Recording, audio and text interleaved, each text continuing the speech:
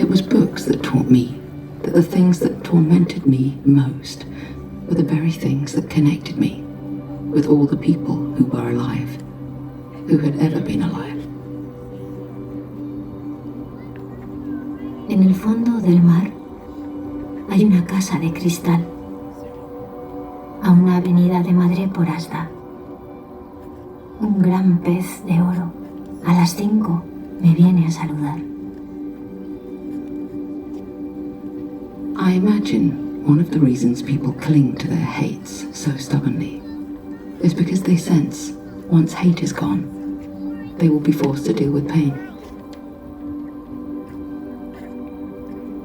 Life is tragic simply because the earth turns and the sun inexorably rises and sets, and one day, for each of us, the sun will go down for the last time. Perhaps the whole root of our trouble, the human trouble, is that we will sacrifice all the beauty of our lives, will imprison ourselves in totems, taboos, crosses, blood sacrifices, steeples, mosques, races, armies, flags, nations, in order to deny the fact of death, the only fact we have. It seems to me that one ought to rejoice in the fact of death, ought to decide, indeed, to earn one's death by confronting with passion the conundrum of life. One is responsible for life. It is the small beacon in that terrifying darkness from which we come and to which we will return. Love takes off the masks that we fear we cannot live without and know we cannot live within. I use the word love here, not merely in the personal sense, but as a state of being or a state of grace.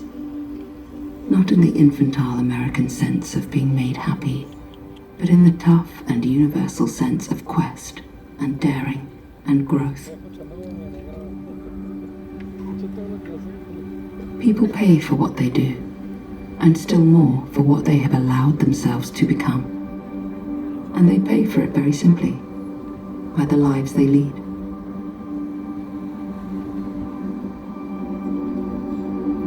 Me trae un rojo ramo de flores de coral. Duermo en una cama un poco más azul que el mar.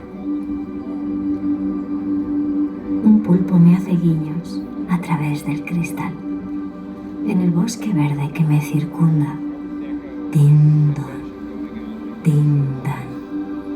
Se balancean y cantan las sirenas de nácar verde mar. Y sobre mi cabeza arden en el crepúsculo las erizadas puntas del mar.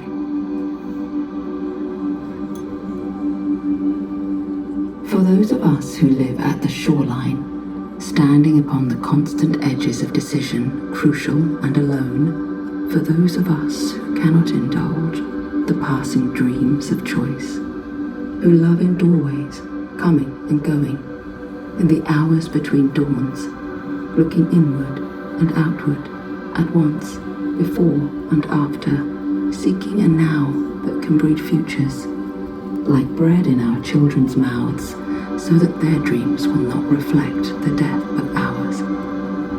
Us, who were imprinted with fear, like a faint line in the center of our foreheads, learning to be afraid with our mother's milk.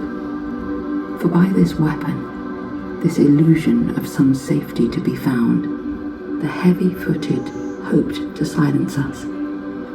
For all of us, this instant and this triumph, we were never meant to survive. And when the sun rises, we are afraid it might not remain. When the sun sets, we are afraid it might not rise in the morning. When our stomachs are full, we are afraid of indigestion. When our stomachs are empty, we are afraid we may never eat again. When we are loved, we are afraid love will vanish. When we are alone, we are afraid love will never return. And when we speak, we are afraid our words will not be heard nor welcomed. But when we are silent, we are still afraid. So it is better to speak, remembering We were never meant to survive. I was going to die sooner or later, whether or not I had even spoken myself. My silences had not protected me. Your silences will not protect you. What are the words you do not yet have? What are the tyrannies you swallow day by day and attempt to make your own, until you will sicken and die of them, still in silence? We've been socialized to respect fear more than our own need for language. I began to ask each time, what's the worst that could happen to me if I tell this truth?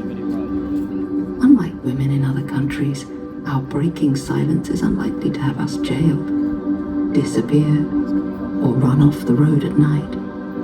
Our speaking out will irritate some people, get us called bitchy,